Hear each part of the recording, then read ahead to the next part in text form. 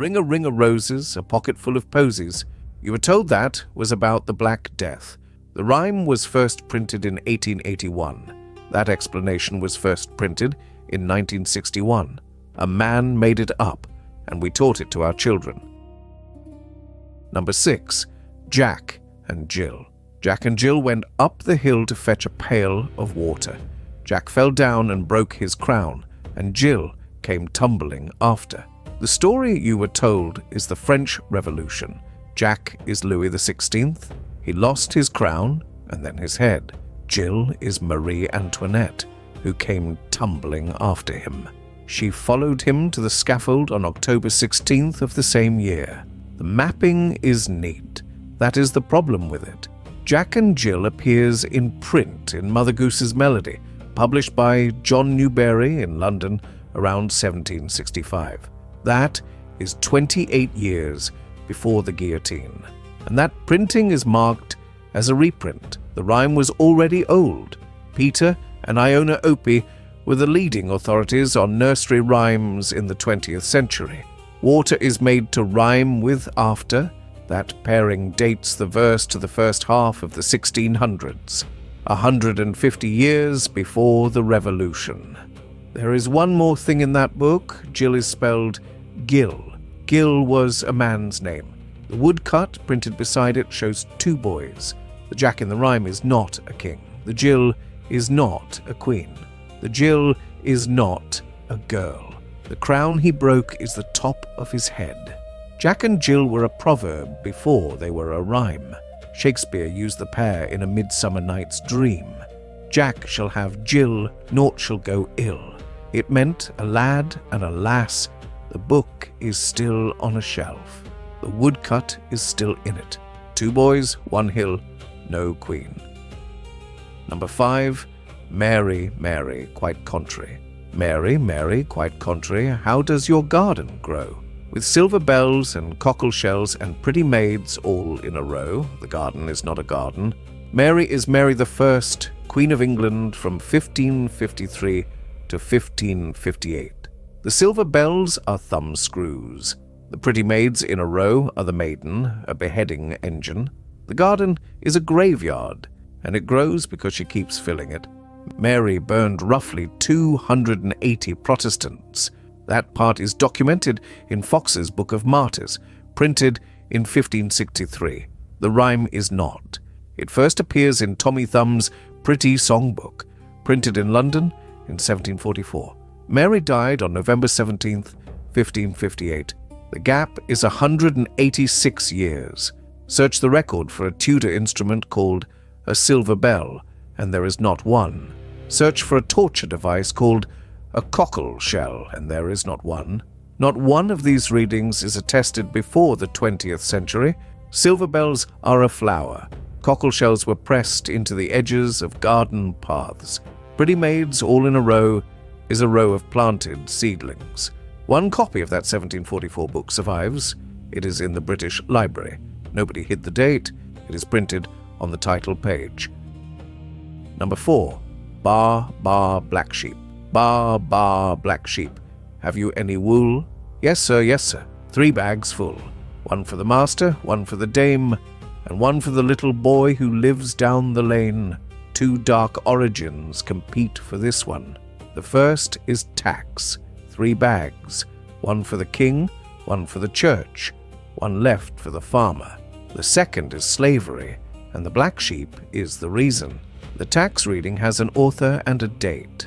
Catherine Elwes Thomas published The Real Personages of Mother Goose in 1930. She read the rhyme as resentment at the wool tax. The tax she meant is the great custom of 1275. Here are the actual numbers. The great custom took 6 shillings and 8 pence per sack.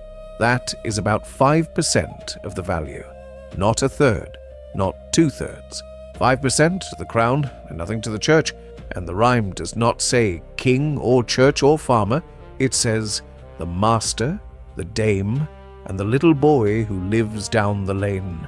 3 bags, 3 people in a household, and the boy gets 1. The slavery reading is younger still. No version of the rhyme before the 20th century supports it. It was printed in 1744 in the same little book as Mary's Garden, then this. In 2006, 2 private nurseries in Oxfordshire changed the words to bar, bar, rainbow, sheep. It was reported as a ban on a racist song. The nurseries said they were teaching the children more adjectives: happy, sad, hopping, pink. A black fleece cannot be dyed. That is why it was worth less. The song is not a protest. The song is a price. Number 3, London Bridge is falling down. London Bridge is falling down, falling down, falling down. London Bridge is falling down, my fair lady. This one came from a serious source. In 1894, Alice Bertha Gome published The Traditional Games of England, Scotland and Ireland. In it, she connected the rhyme to immurement, sealing a living person into a foundation to hold the structure up. She pointed at the line, "Take the key and lock her up." She suggested the sacrifices were children. Gome was not a crank. Her collection is still cited, and the Opis who dismissed almost everything passed this one along. Here is what is missing. London Bridge stood in stone from 1209. It came down in 1831. The piers were excavated. No human remains have ever been found in the foundations of London Bridge. Not a child, not an adult, not a bone. The bridge did fall, that part is true, repeatedly. A tornado took it in 1091, fire took it in 1136, it burned again in 1666. And the fair lady has a candidate who is not a corpse. Eleanor of Provence, Queen to Henry III, held the revenues of London Bridge from 1269. That money was meant for the bridge. It was not spent on the bridge. The bridge fell into disrepair. The 1831 bridge was sold in 1968 and shipped to Arizona. It stands in Lake Havasu City. It is open. You can walk across it and there is nothing underneath it. Number 2, Humpty Dumpty. Humpty Dumpty sat on a wall.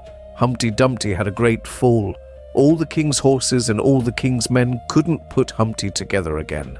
Humpty Dumpty was a cannon. You have heard this. It sat on the wall of St. Mary at the Wall in Colchester during the siege of 1648. Parliamentary gunners knocked it down. The king's men could not lift it back. That story has an origin. The origin is a joke. On February 16, 1956, the Oxford magazine published a piece by David Daube. Daube was Regius Professor of Civil Law at Oxford. He proposed that Humpty Dumpty was a tortoise, an armoured siege engine used at the siege of Gloucester in 1643. Not Colchester. Not 1648.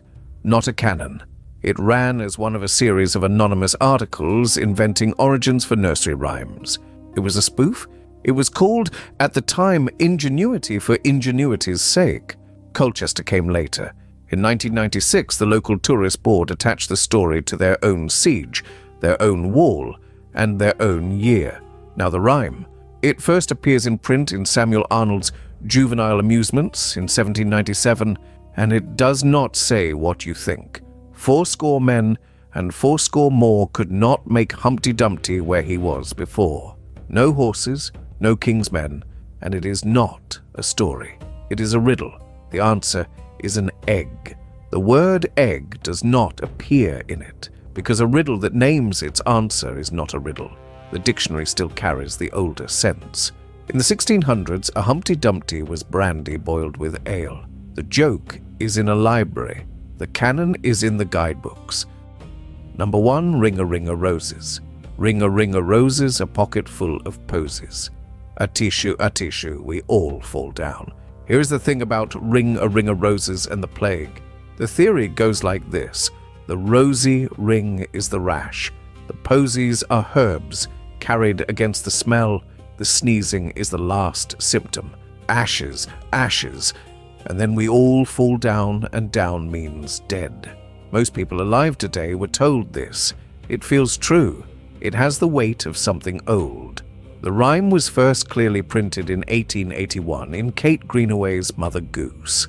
The plague reading was first printed in 1961 in a book called The Plague and the Fire by James Leasor.